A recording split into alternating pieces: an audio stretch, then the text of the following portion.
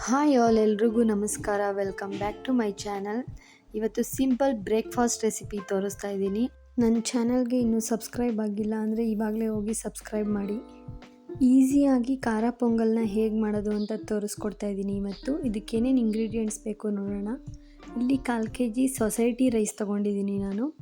1/4 kg ಹೆಸರು ಬೇಳೆ ತೊಗೊಂಡಿದ್ದೀನಿ. ನೀವು ಬೇರೆ ರೈಸ್ ಬೇಕಾದರೂ ಯೂಸ್ ಮಾಡ್ಬೋದು.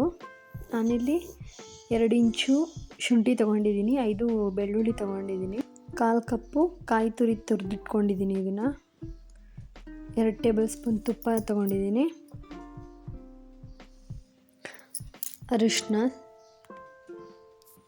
ಜೀರಿಗೆ 1 ಟೇಬಲ್ ಸ್ಪೂನ್ ತೊಗೊಂಡಿದ್ದೀನಿ, ಆಮೇಲೆ ಕಾಳು ಮೆಣಸು 1 ಟೇಬಲ್ ಸ್ಪೂನು, ಒಂದು 10 ಗೋಡಂಬಿ ತೊಗೊಂಡಿದ್ದೀನಿ, ಸ್ವಲ್ಪ ಕೊತ್ತಂಬರಿ ಸೊಪ್ಪು ತೊಗೊಂಡಿದ್ದೀನಿ, 2 ಹಸಿರು ಮೆಣಸಿನ್ಕಾಯಿನ ಕಟ್ ಮಾಡಿ ಇಟ್ಕೊಂಡಿದ್ದೀನಿ. ಇಲ್ಲಿ ಒಗ್ಗರಣೆಗೆ ಎಣ್ಣೆ, ಸ್ವಲ್ಪ ಕರ್ಬೇವಿನ ಸೊಪ್ಪು. ಇಲ್ಲಿ ಅಕ್ಕಿ ಮತ್ತು ಹೆಸರು ಬೇಳೆನ ಚೆನ್ನಾಗಿ ತೊಳೆದಿಟ್ಕೊಂಡಿದ್ದೀನಿ.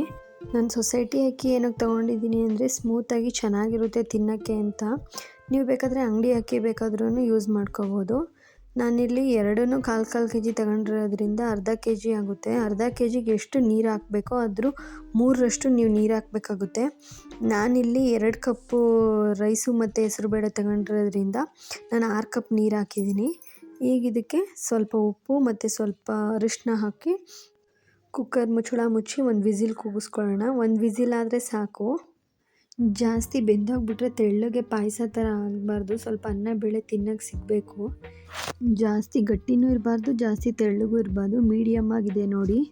ಇವಾಗ ಇದನ್ನು ಸಿಮ್ಮಲ್ಲೇ ಬಿಡ್ತೀನಿ. ಹಾಗೆಯೇ ಇದನ್ನು ಸಿಮ್ಮಲ್ಲಿ ಇವಾಗ ಬಿಟ್ಟು ಒಗ್ಗರಣೆಗೆ ರೆಡಿ ಮಾಡ್ಕೊಳ್ಳೋಣ. ಇನ್ನೊಂದು ಸ್ಟವ್ ಮೇಲೆ ಇವಾಗ ಒಂದು ಬಾಣಲೆ ಇಟ್ಕೊಂಡು ಎಣ್ಣೆ ಹಾಕಿ, ಎಣ್ಣೆ ಕಾಯ್ದಾದ್ಮೇಲೆ ಜೀರಿಗೆ, ಮೆಣಸು, ಆಮೇಲೆ ಗೋಡಂಬಿ ಒಂದು ಸ್ವಲ್ಪ ಕಲರ್ ಚೇಂಜ್ ಆಗಬೇಕು. ಗೋಡಂಬಿ ಒಂದು ಸ್ವಲ್ಪ ಗೋಲ್ಡನ್ ಬ್ರೌನ್ ಆದಮೇಲೆ ಇದಕ್ಕೆ ಶುಂಠಿ ಬೆಳ್ಳುಳ್ಳಿ ಹಾಕಿ, ಜಜ್ಜಿಟ್ಕೊಂಡಿರೋ ಶುಂಠಿ ಬೆಳ್ಳುಳ್ಳಿ ಮತ್ತು ಕರ್ಬೇವಿನ ಸೊಪ್ಪು, ಹಸಿರು ಮೆಣಸಿನ್ಕಾಯಿ ಇದೆಲ್ಲ ಚೆನ್ನಾಗಿ ಫ್ರೈ ಮಾಡಿ. ಜಾಸ್ತಿ ಫ್ರೈ ಮಾಡೋಕ್ಕೆ ಹೋಗಬೇಡಿ, ಅದ್ರ ಫ್ಲೇವರ್ ಎಲ್ಲ ಹೋಗಬಾರ್ದು. ಸುಮ್ಮನೆ ಹಾಗೆ ಫ್ರೈ ಮಾಡಿ ಸಾಕು. ಈ ರೆಸಿಪಿನ ನೀವು ಮಕ್ಕಳಿರೋ ಮನೆಗಳಲ್ಲಿ ಮಕ್ಕಳುಗಳಿಗೆ ಮಾಡಿಕೊಡ್ಬೋದು. ತುಂಬ ಇಷ್ಟಪಟ್ಟು ತಿಂತಾರೆ. ಸ್ಟವ್ ಆಫ್ ಮಾಡಿ ಇವಾಗ ಒಗ್ಗರಣೆನ ತೆಗೆದು ಇದಕ್ಕೆ ಮಿಕ್ಸ್ ಮಾಡಬೇಕು. ಒಗ್ಗರಣೆ ಹಾಕಿಬಿಟ್ಟು ಮತ್ತೆ ಇದನ್ನು ಕುದ್ಸೋಕ್ಕೆ ಹೋಗಬಾರ್ದು. ಇವಾಗ ಚೆನ್ನಾಗೆಲ್ಲ ಮಿಕ್ಸ್ ಮಾಡಾದ್ಮೇಲೆ ಇದಕ್ಕೆ ಸ್ವಲ್ಪ ಕಾಯಿ ತುರಿ ಮತ್ತು ಕೊತ್ತಂಬರಿ ಸೊಪ್ಪನ್ನ ಹಾಕಿ ಚೆನ್ನಾಗಿ ಮಿಕ್ಸ್ ಮಾಡ್ತೀನಿ.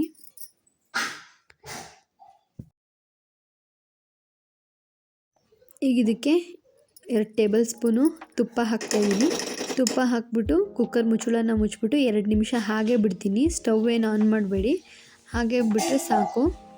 ಇವಾಗ ಒಂದು ಪ್ಲೇಟ್ಗೆ ಸರ್ವ್ ಮಾಡಿ ತೋರಿಸ್ತಾ ಇದ್ದೀನಿ ನೋಡಿ, ಎಷ್ಟು ಚೆನ್ನಾಗಿ ಬಂದಿದೆ. ನೀವು ಒಂದ್ಸತಿ ಮನೇಲಿ ಈ ರೆಸಿಪಿನ ಟ್ರೈ ಮಾಡಿ, ಎಲ್ಲರಿಗೂ ಇಷ್ಟ ಆಗುತ್ತೆ. ಈ ವಿಡಿಯೋ ನಿಮಗೆ ಇಷ್ಟ ಆಗಿದ್ರೆ ನಿಮ್ಮ ಫ್ರೆಂಡ್ಸ್ ಆ್ಯಂಡ್ ಫ್ಯಾಮಿಲಿಗೆ ಶೇರ್ ಮಾಡಿ, ಸಬ್ಸ್ಕ್ರೈಬ್ ಮಾಡಿ.